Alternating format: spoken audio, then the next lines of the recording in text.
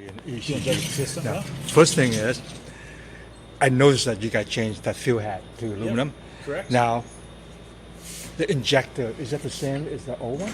Nope, it's a different injector as well. The different injector. Different injector. Now, this got two coils tucked underneath there, Correct. and one ECU, Yes. and the OBD is 6 pin, just 6 pin. Doesn't have a standard OBD connection. Okay. It doesn't use an OBD connection. It's their proprietary for the ECU, which this, of course, is a R&D bike, but it's right here. It'd be mounted right here on a standard. So basically, you don't have to remap anything like that. Just mostly for troubleshooting. Troubleshooting, correct. Now, again, one more time. This is two-part. This is the throttle body, and this is another part, and this is the vacuum port. Right? You can balance your throttle body with a twin mac, can you? You can. So you have, this is actually your intake manifold. It does have a vacuum port. So like I said, you can synchronize your throttle cable balance using a twin max, a Mercury stick, number of different tools. What's this guy here? That's your idle speed control. Okay. What's this guy here? This is a mass sensor here. Yeah. Where is your throttle position sensor? So we only have one on the right-hand throttle body because you only need one because you're synchronized. So it would be mounted in this location. It's on the right-hand throttle body. Okay. Is it right vacuum trigger? Yeah. It's impulse trigger. Impulse trigger. Yes. Okay. Say again one more time. It's impulse trigger. Okay. Yeah, I think that's it. So the throttle bodies are actually identical left to right. It's the same part. They're just set up differently for the position. There's no need to have two throttle position sensors and things like that in place. So how about the crankshaft position sensor? Same location. It's a Same, new same part. one? It's New a part? New part. It's not the same as Not compatible with the electric jet system. No. now.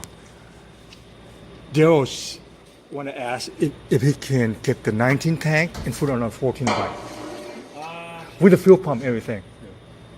That's a good question. I will tell you that the problem with that is that the electric jet ECUs drive the fuel pump, and it's a constant return system.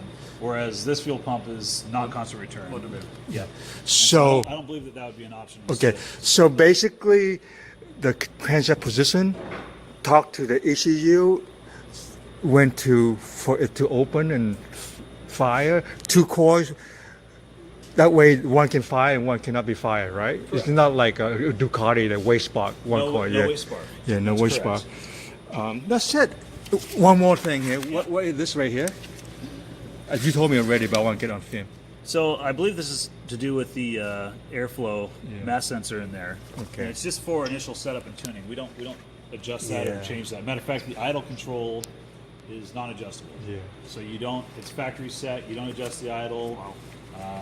The only thing you're doing is cable synchronization. Now, right away, you know me, I really interested in stuff. Yeah. I knew this was bigger in one piece. Right. And then if you look carefully, there's no A, B, or C here because the piston is one side. Correct.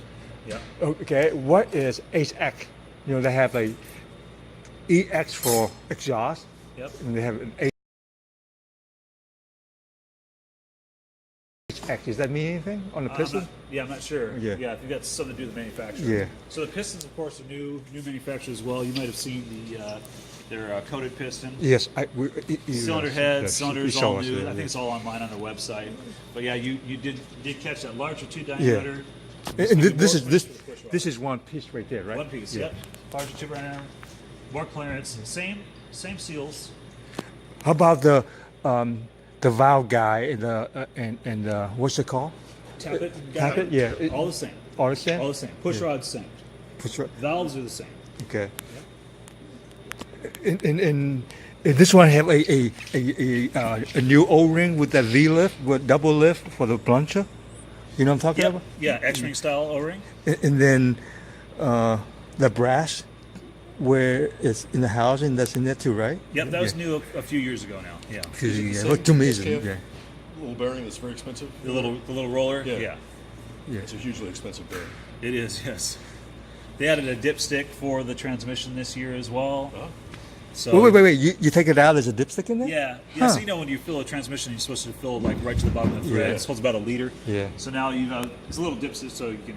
I always use a screwdriver or a little end of a zip tie to make sure Yeah. it's full to the bottom. Now it has a dipstick incorporated. So basically, that's just a fact. I mean, dealer tool. You don't need to mess with. You don't need to remap. Do anything No with it. remapping. Literally just there for diagnostics. Yeah. And there's other things a dealer can do, but beyond diagnostics, is all it's really for. What they'll likely do too is it is OBD2 compliant. However, there would have to be an adapter to plug in. And the other thing that is already in the works is a end user tool.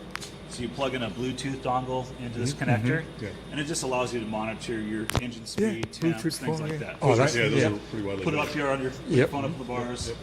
Is there anything we? And it would let you troubleshoot too. Yeah. That Are you part going to would issue let you error troubleshoot. codes like other OBDs? or- Yep, it uses standard P code, yeah. Yeah. Is there anything we miss on this bike? I don't know. I mean, Yeah. if you visit the website, they pretty much break down all the new changes for the motor. Yeah.